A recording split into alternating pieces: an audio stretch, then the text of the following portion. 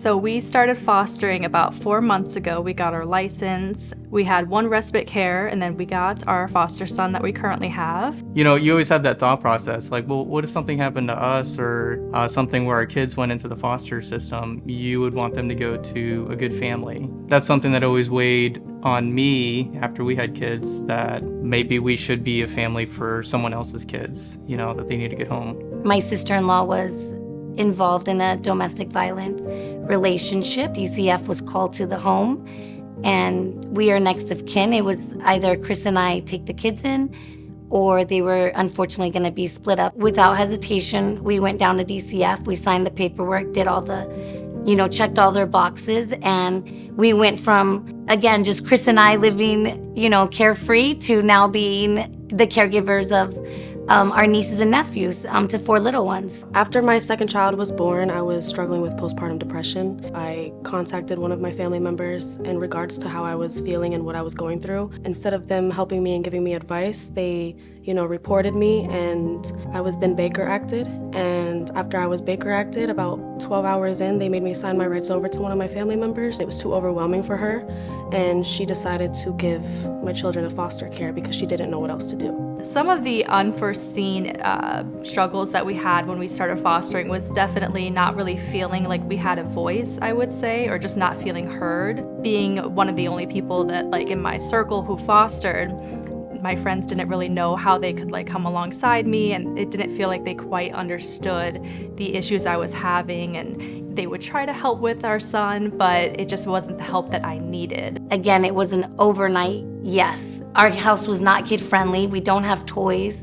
So just trying to restructure the home to now accommodate 4 little kids, 8 and under, was a big challenge. Everything has gone up. All of our bills, the groceries, laundry never ends, detergent, the utilities, just buying them clothes and shoes, and getting their bedrooms to feel more like a child's bedroom versus our extra bedrooms. The state, unfortunately, has a very slow process in financial assistance. So that was stressful on Chris and I. That definitely impacted our relationship. Again, our communication on where we were gonna put the money and the funds. To get them back, I had to secure the case plan and find employment, and I had to find housing. I had nothing to really give, and I didn't have that much money for an apartment, so I did have to go to a shelter where I could be able to build my money and, get on my feet so that I was able to get that apartment for the boys. Shortly after my children were reunified with me and came home, I did lose my job not even a week later because of my availability and how everything was kind of spiraling downhill. I was feeling very lonely, and I was feeling like I had worked so hard to get them back, all to really have nothing.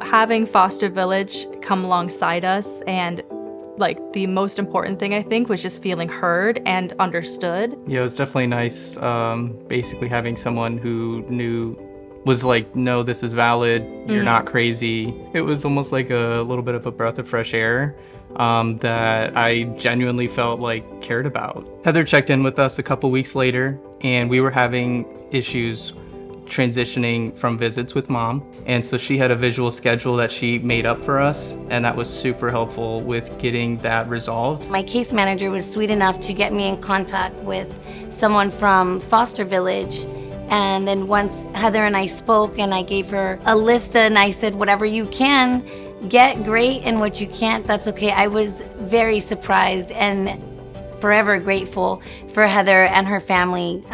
They drove out to Lehigh. They brought 4 welcome packages for the kids, with each bag had their name on it, had some clothes, shoes, just something that when the kids came home and they were able to open that up, they were just super excited. That was just less that Chris and I had to provide financially, so absolutely grateful, and so were the kids. I was talking to case management, and they saw what I was going through, so they had reached out to Foster Village, and Foster Village reached out to me, And it was amazing because I didn't think I would be able to have a shoulder to lean on, but in that moment I realized I could because they were there for me.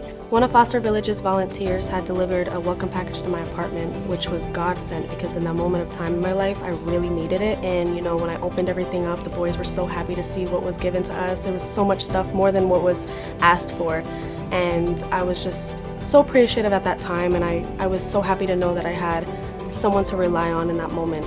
I then started to develop a relationship with Casey and Heather, and you know, they reached out to me one day and I wasn't okay, I wasn't able to find work, and so I was going through a lot.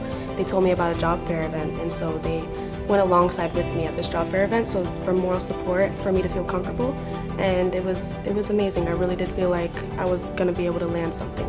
Anything I told her that I needed, this woman sent to my front door, and I didn't even have to blink an eye or do anything over my phone. She did it all for me, and it was just such a blessing. Just to feel heard and feel seen, and do you need diapers? Do you need anything? It was just very nice to have that friend there that just knew exactly what we were going through. It's not just they come by and drop off a care package and that's it. Here you go. Best of luck. It's about Foster Village and Heather continuing to follow up, continuing to send the emails where they host these events. They were done dropping off the care package. It wasn't just like a great, there you go, checkbox done. What I really appreciate about Foster Village is she continued to reach out to me to check on me and the family. I just highly recommend, if you're thinking about becoming a foster parent or you're new to becoming a foster parent, definitely partner up with Foster Village because they're just an amazing team. I'm so thankful for Foster Village and the friends that I now have, and you know, when I go through these challenges, I know that I'm not alone.